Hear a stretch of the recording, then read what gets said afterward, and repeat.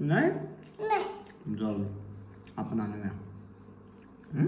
दूध शिल्लकच नाही दूध फेकूनच दिलं फेकूनच दिलं. कुठं? इथं कसला कचऱ्यात? का तुला नाही दिलं? नाही खडूस आहे ती. काय करते? मालती जेवण नाही देत जेवण नाही देत. नाही आंघोळ पण नाही घालत. आंघोळ पावडर पण नाही. तयार पण नाही करत.